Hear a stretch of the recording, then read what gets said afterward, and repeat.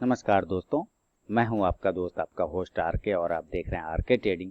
दोस्तों, तारीख है 14 मई और रात के 12:52 हो रहे हैं और यहां पर एक स्टॉक फटाफट वाले सेक्शन में आप लोगों के लिए एक स्टॉक्स लेकर आया हूं जिसका नाम है आपके सामने। मैं पहले नाम लगा देता हूं, उसके बाद फिर हम लोग बात करेंगे। फार्मा स्टॉक्स है और उसका नाम है स्ट्राइड्स फार्मा। स्ट्राइड्स फार्मा जो कि मैं बार बार फार्मा स्टॉक्स में करता भी रहता हूं उसके एनालिसिस। तो बहुत सारी चीजें हैं, एक एक करके हम लोग एनालिसिस करेंगे स्ट्राइड्स फार्मा का। जैसा कि आप पहले यहाँ पे देख पा रहे हैं दोस्तों, वीडियो पसंद आए तो जरूर लाइक कीजिएगा, चैनल को सब्सक्राइब नहीं किया सब्सक्राइब कर लीजिए, साथ में बेल का आइकन प्रेस कर लें जिससे मेरे वीडियो की लेटेस्ट नोटिफिकेशन मिल जाएगी सबसे पहले। देखिए, स्ट्राइड्स फार्मा बिल्कुल पिवोट पॉइंट के नियर में क्लोज करने की कोशिश कर रहा है, आप यहाँ पे देख पा रहे हैं। ठीक है, यानी कि एक पिवोट पॉइंट का इसको एक रेजिस्टेंस है, तो जिस अगर वो रेजिस्टेंस ब्रेक होता है तो एक अच्छा मूवमेंट देखने को मिल सकता है स्ट्राइड्स फार्मा में। सबसे पहली बात तो ये हो गई। तो चलिए, पिवोट पॉइंट तो हम लोगों ने समझ लिया कि भाई पिवोट पॉइंट का एक रेजिस्टेंस है। दूसरा, ये स्टॉक एक कैंडल के शेडो से बिल्कुल गिरते हुए नीचे की तरफ आ रहा है। आप देख रहे हैं बिल्कुल स्लाइड बना के एकदम अपर और लोअर रेंज में चला आ रहा है।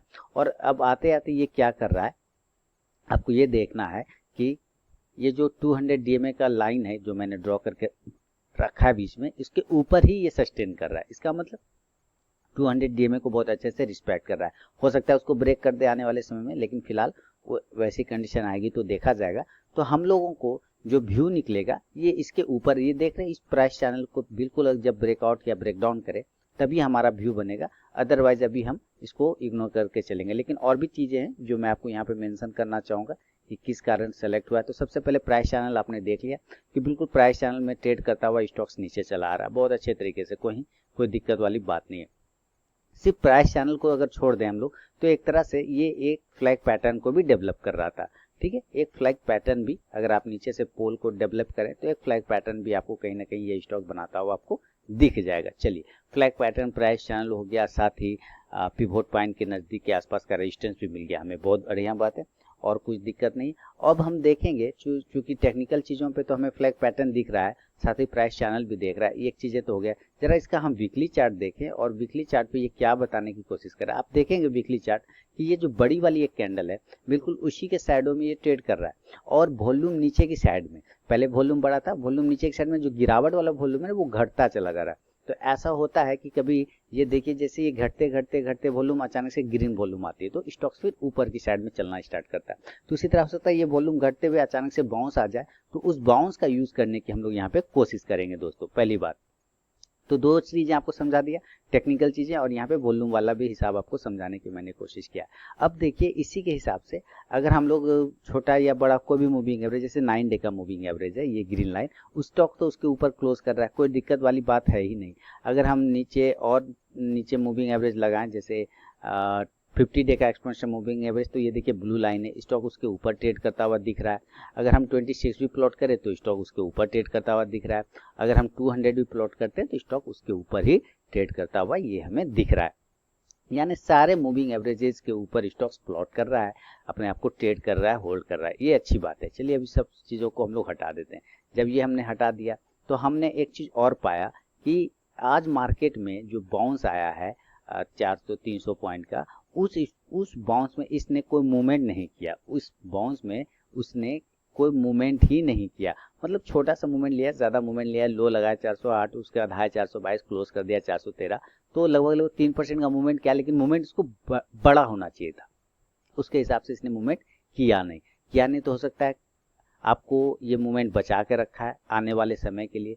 तो आने वाले समय के लिए जब ये मूवमेंट बचा के रखा है तो उसका हम लोग यूज कर रहे हैं कि हो सकता है ये मूवमेंट यहाँ से ग्रीन है, अचानक से एक बड़ी मूवमेंट और अगर बनती है डेली के चार्ट पे तो बहुत तेज बाउंस आने की संभावना हो जाएगी। तो ये कुछ चीजें हो गई। अब चलिए इसको और हम लोग कर लेते हैं थोड़ा सा डिफाइन। यहाँ से देखिए स्टॉक्स ने क्या किया है, एक रेजिस्टेंस लाइन इसने डेवलप कर लिया है। सबसे पहले तो एक रेजिस्टेंस लाइन, ये लाइन को आपको ध्यान में रखना है। यहाँ पे आपको 400, ये लाइन देख रहे हैं, यहाँ से स्टॉक नीचे ही गिरा, उसके बाद जब इसको ब्रेक करता है इस प्राइस को 410 के आसपास का, क्या तेजी से बाउंस करता है ऊपर की साइड में। और ऊपर की साइड में जाने के बाद आप देखिए, पहले इस लाइन को मैं समझाता हूँ। यहाँ से ये रेजिस्टेंस लिया 410 का, ब्रेक किया इसको, शानदार बाउंस, और फिर ऊपर की साइड में फिर ये नीचे, और वापस स्टॉक उसी प्राइस को ब्रेक करने के लिए काफी बड़ी कैंडल बनाता है। अब स्टॉक उसी प्राइस के पास अपने आप को होल्ड कर रहा है, स्टॉक अब इसी इम्पोर्टेंट प्राइस के पास अपने आप को होल्ड करके रखने की कोशिश कर रहा है दोस्तों। तो हमारे पास दो तीन चीज़ें हो गई कि ये जो पुराना रेजिस्टेंस है उसके पास होल्ड कर रहा है, साथ ही पहला और पिवोट पॉइंट के ठीक नियर में क्लोज कर रहा है, एक चीज़ें ये भी हो गई। उसके बाद क्या है कि फ्लैग पैटर्न को ब्रेक करने की भी कोशिश कर रहा है, ये भी चीज़ें हैं। अगर वीकली चार्ट पर वॉल्यूम को बात करें तो वॉल्यूम भी इसको डेवलप होने की संभावना बन रही है। ये कुछ चीज़ें, नहीं होगा तो नहीं ट्रेड कर पाएंगे, नहीं आएगा लेवल तो नहीं करेंगे ट्रेड, क्या दिक्कत वाली बात है, छोड़ देंगे। तो इसके जो लेवल निकलेंगे दोस्तों बाय साइड के अगर हम बात कर लें, लेकिन याद रखिएगा दोस्तों कोई भी पर्सनल बाइंग और सेलिंग की सलाह नहीं है, आप अपनी भी रिसर्च एनालिसिस जरूर कर लें। देखिए अगर हम बाय करने की बात करें स्टैटिस फार्मा को, तो हम बाय का पोजीशन हम लोग बनाएंगे क्लोजिंग बेसिस पे 432 के ऊपर, बाय अब 432 ऑन क्लोजिंग बेसिस। और क्लोजिंग बेसिस आपको पता है किसको कहा जाता है, मैंने प्रीवियस अपने बहुत सारे वीडियो में बताए हुए हैं। 432 के ऊपर जब क्लोज करेगा तो हम इसको डिलीवरी लेके सीएनसी में कन्वर्ट करके लेके जाएंगे, और इस कंडीशन में जो स्टॉप लॉस लगेगा वो 400 का राउंड नंबर का होगा, यानी कि यहाँ से आपको 32 पॉइंट का रिस्क है, 32 पॉइंट का रिस्क है। लेकिन इस कंडीशन में एक टारगेट आपको आएगा यहाँ पे 480 का, 480 का पहला टारगेट आएगा, टारगेट 1 480 यानी 480 का। और जो सेकेंड टारगेट होगा दोस्तों वो थोड़ा बड़ा हो सकता है, वो लगभग सेकेंड टारगेट 520 के आसपास का भी हो सकता है, यानी फर्स्ट टारगेट 480 का और सेकेंड टारगेट 520 के आसपास का हो सकता है। तो ये एक छोटा सा स्टॉक है, छोटा सा वीडियो है जो मैंने सोचा आप लोगों को जल्दी से अपडेट कर दूं। रात काफ़ी हो चुके हैं, 12:59 हो चुके हैं, 14 तारीख है, यानी 13 तारीख ही था, लेकिन करते करते 12 बज गया तो डेट बदल गया। तो उम्मीद करता हूं दोस्तों ये वीडियो आप लोगों को पसंद आएगा। अपना इंपॉर्टेंट फीडबैक देना बिल्कुल भी ना भूलें, और मेरे नए चैनल बाजार हाट न्यूज़ को अगर सब्सक्राइब नहीं किया तो उसे भी सब्सक्राइब कर लीजिए। वहाँ पे भी मैंने कुछ स्टॉक्स पोस्ट किए हैं वीकली पिक्स में, तो आप जाके उस वीडियो को भी देख सकते हैं। मिलता हूँ दोस्तों अब नेक्स्ट वीडियो में, तब तक के लिए बहुत बहुत धन्यवाद दोस्तों।